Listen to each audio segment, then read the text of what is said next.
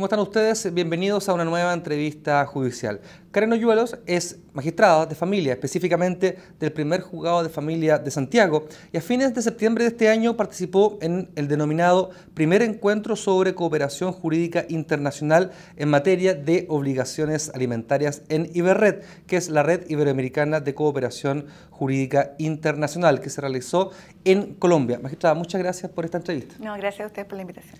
Primero que todo, esta entrevista y el canal judicial busca educar a la ciudadanía. Cuando hablamos de obligaciones alimentarias, ¿a qué nos referimos?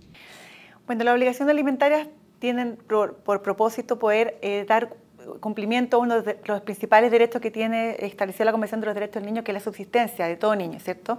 O sea, cualquier niño para poder desarrollarse plenamente necesita poder subsistir. Para eso requiere de subsistencia de necesidades primarias, que son la alimentación.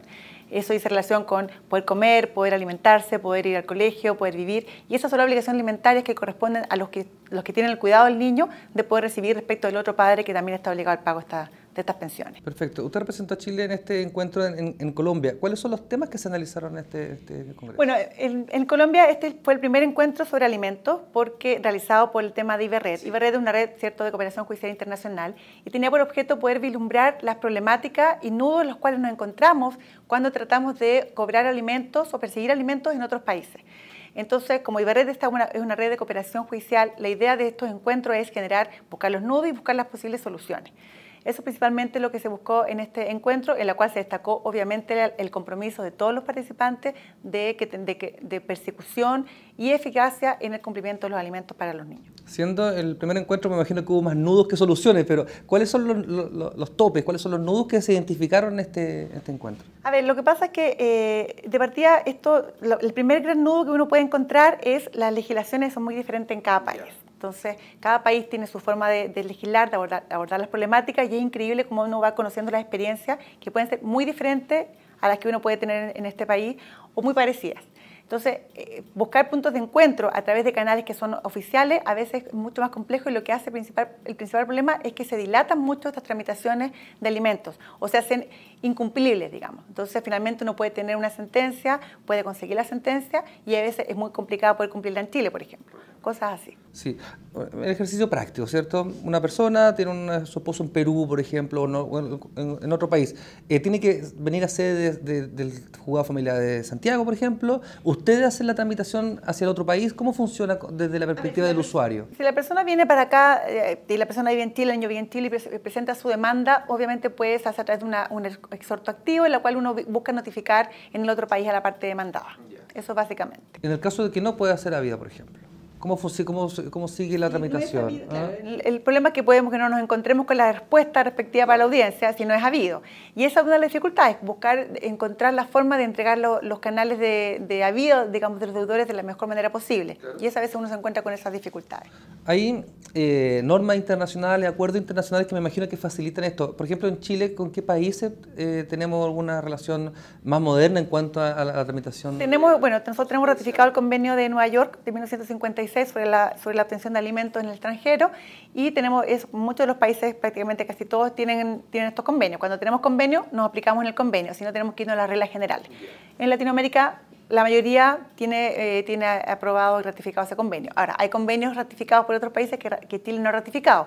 Por ejemplo, el convenio interamericano de 1989, me parece que, o 1986, el convenio de La Haya de 2007, por ejemplo, que tiene una particularidad que un poco nos entrampa a nosotros en Chile, que es que nosotros no podemos cumplir, por ejemplo, resoluciones administrativas de alimentos que están decretadas en otros países.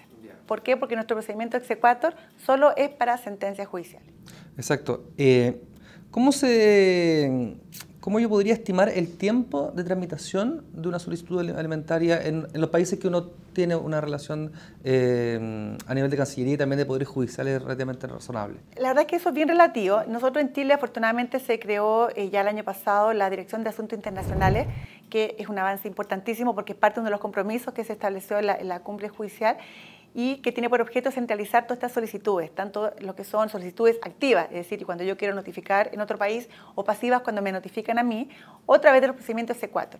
Esta dirección que depende directamente de la Corte Suprema y que además es punto de contacto de IBERRED, que también es una gran particularidad que tiene, centraliza y agiliza todos estos trámites. Por tanto, a nivel nacional, nosotros la tramitación que hacemos es bastante rápida. Un procedimiento de un exhorto pasivo acá en Chile puede demorarse 3 a 6 meses, pero un exhorto activo, por ejemplo, en España, puede demorarse 1 año. Sí.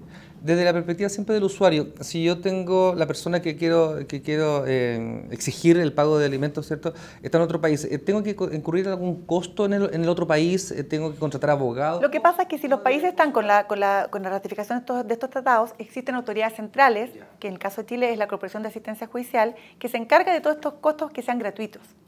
Entonces, esa es la particularidad que tiene y esa es la importancia de que el otro país tenga también este tratado ratificado, porque de lo contrario va a tener que ir personalmente y hacer una gestión personal. Pero si están con ratificación de tratados, a través de autoridades centrales, se comunican internamente y por tanto no hay costo para el usuario. Perfecto. Antes de pasar a temas generales, en este encuentro de IBERRED, ¿cuáles fueron las principales conclusiones o las metas a instalarse? ¿Van a reunirse periódicamente?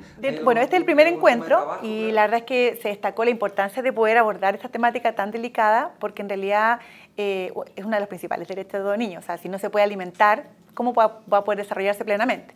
Por tanto, en ese sentido fue bastante destacada esta intervención y se piensa y se establece que sea cada 2 años aproximadamente el encuentro. Dentro de las conclusiones se plantea la necesidad de que exista un juez especializado para el tema de alimentos. Por ejemplo, para el tema del secuestro internacional de niños, hay un juez designado por el Convenio de La Haya, que en el caso particular de Chile es el magistrado Hernán López. No existe un tratado respecto del tema de alimentos, pero se espera que a nivel de IBERRED pueda existir uno de los jueces que sea punto de contacto como especializado en estas materias, que es una solicitud que tendría que ver la Corte Suprema. Esa es una de las conclusiones. Otra conclusión importante es mantener grupos periódicos de trabajo a nivel de cada institución abocados a estos temas para agilizarlo. También es un tema que tiene que analizarse por el Pleno de la Corte Suprema. Una conclusión importante es, y quiero destacarlo, es el sistema IBERA. El sistema IBERA es el sistema de comunicaciones interno que tiene IBERRED, a través de los cuales se comunican los puntos de contacto, los enlaces, las autoridades centrales. Este IBERA es un conducto informal. Es formal y oficial en el sentido que solamente los puntos de contacto que están establecidos por las instituciones tienen acceso a este sistema. Pero es informal en el sentido de que la información que yo recopilo no puedo hacerla valer en un proceso judicial, por ejemplo. Entonces, se está planteando que en la cumbre judicial del 2016, que entiendo que va a ser en Brasil, de jefes de Estado, se pueda establecer un convenio para dotar de validez jurídica a toda la información que se recopile por IBERA. Ahí está la importancia también de cómo se relaciona el Poder Judicial con los gobiernos centrales, con los poderes ejecutivos de cada país, que son los que ratifican finalmente los convenios. La importancia, en el fondo, de destacar la utilidad que presenta, porque la verdad es que el sistema IBERRED, lamentablemente a nivel de Poder Judicial chileno, es poco conocido. Uno habla con magistrados y la verdad es que no lo conocen, a pesar de que nosotros hemos hecho charlas de difusión en otros años anteriores, autorizadas por la Corte Suprema en distintas regiones para mostrar el sistema. Pero es poco conocido.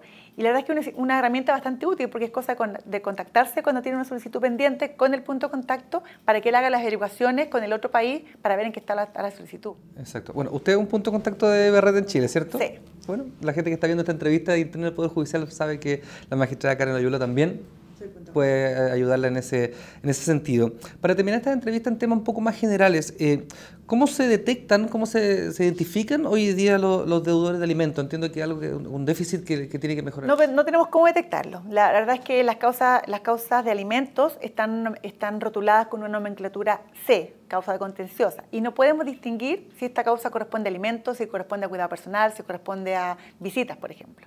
Por tanto, no tenemos cómo establecerlo. En otros países ya hay un proyecto de ley que está pendiente en Chile, que está ya en tramitación en el Congreso, de establecer un registro público de deudores de pensiones de alimentos, que sea público, que una vez que uno tenga acceso se pueda informar a las distintas instituciones, por ejemplo, financieras, bancarias o del Estado, para que se sepa que esta persona tiene estas deudas de pensión de alimentos y con todo lo, digamos, con los riesgos que significa aparecer en un registro de esta característica. Sí. Eso está pendiente de tramitación. ¿Pero sería esa la solución? a su juicio, ¿cuál sería, está hablando como si fuera una especie de ICOM de la deudores alimentarios, ¿cierto? La verdad es que yo creo que todo lo que significa transparencia respecto de lo que uno está viviendo, sobre todo de conductas que traen tantos problemas, digamos, y tantos daños, me parece que es positivo y es un avance realmente importante, porque uno desconoce si está en una situación, en una causa particular que se conozca en otra región diferente a Santiago, por ejemplo. Yo voy a desconocer si está en situación de incumplimiento o no, o para efectos de poder ser contratado. O sea, yo creo que uno tiene que asumir sus responsabilidades personales, uno lo hace en todo ámbito y la mantención de pensión de alimentos es una de ellas. Obviamente. ¿Quiénes pueden denunciar o quiénes pueden solicitar la medida alimentaria dentro de una familia? Todas las personas que tengan el cuidado personal de un niño pueden hacerlo. Generalmente van a ser los padres, pero a veces, muchas veces, yo estoy en el centro de medidas cautelares, así que vemos muchos casos de niños que están bajo cuidado de terceros, por ejemplo. Están los niños que están a veces en hogares de protecciones. Hasta a veces los directores de hogares de protecciones pueden pedir alimentos que nosotros decretamos en carácter de provisorio por cuanto el hecho de que un niño esté en un hogar de protección, por ejemplo, no libera a los padres de sus obligaciones alimenticias. La ley es clara en el sentido de que son los padres los llamados a cumplir con sus obligaciones. Tienen tanto derechos como deberes. Por tanto, cualquier persona que tenga el cuidado personal de un niño puede solicitarlo. Por último, magistrada, me imagino que convocar a las personas que tienen problemas de alimentos con familiares que están fuera del país, que acudan a los juzgados de familia, a los tribunales de justicia, porque hay vías de solución para poder ayudar. Está la Corporación de Ciencia Judicial, que tiene también la forma, ellos se contactan internamente y hacen todos los trámites internos, porque en ese sentido la Corporación, que también participó en este encuentro de Colombia, participó con un representante, están dedicados a eso y la verdad es que tramitan muy rápido, siempre en la medida que no se entorpezcan con el procedimiento del otro país. Exacto. Pero un poco la idea es buscar guías de buenas prácticas que nos ayuden y por eso el sistema Ibera sería importante que tuviera validez jurídica, porque uno puede recabar información mucho más rápido y hacerle variar en el proceso.